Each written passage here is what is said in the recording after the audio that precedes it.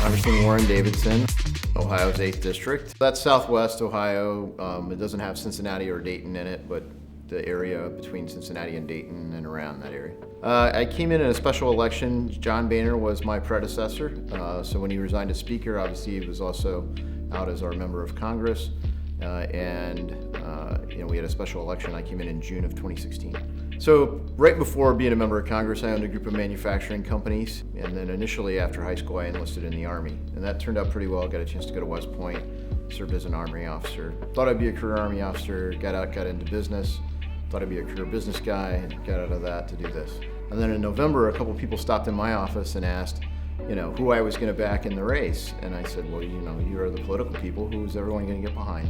So someone kind of cracked a joke and said, well, it'd be great if there was an Army Ranger business guy in the race. And I went home and told my wife about my day, and I thought she would laugh. And she goes, well, what'd you tell him? I said, we laughed because it's crazy. And she said, no, it's not. You'd be great at that, and you should run. So ultimately we did. We got in 10 minutes before the filing deadline and kind of ran it in a very different way than a normal campaign. Look, I believe personally blockchain is going to be as transformative as the internet. And this was something that was going on through the 90s and so far this century. So you're roughly 30-ish years of public consciousness of the internet. And there was a lot of work to get it to that point in advance. We've moved through maybe the early decade of blockchain, and now it's becoming common in the public consciousness. I think a lot of people don't get it yet. It's still very early stage. Look, I was coming back to Ohio when I got out of the Army, and I talked to a guy, and this was the year 2000, right? Not 1980, but 2000. And a guy told me, he said, I think all of them computers are a fad.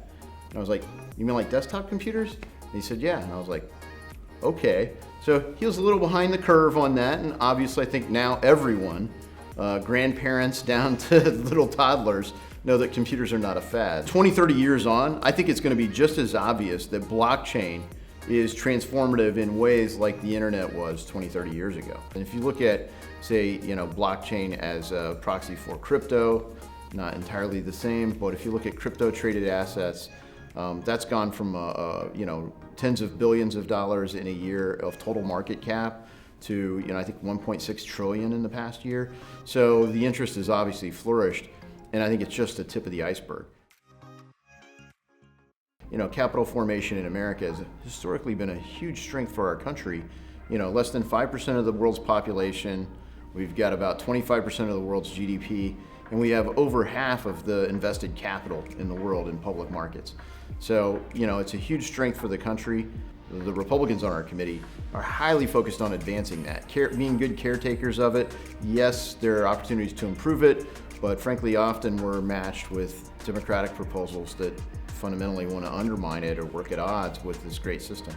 Democratic access to capital, whether you look at things like Robinhood and the ability for the average person to participate in our capital markets, we should be out here for the average investor, the Robinhood participant. Unfortunately, it devolved because initially you saw Congresswoman Ocasio-Cortez, who's on our committee, talk about protecting the little person who's trying to invest and get some upside in Robinhood. You essentially see the nanny state kick in, and the nanny state old school Democrats coming in and say, oh, we have to protect these people from themselves. It's a very elitist mindset that says the average American couldn't possibly be trusted to make a decision like this. If there's a tool that would hold your attention, they want to call it gamification, not education. I think one of the most important policies we have that we're fairly united on as Republicans is making sure that the average person has an opportunity to participate in these kind of startup funds.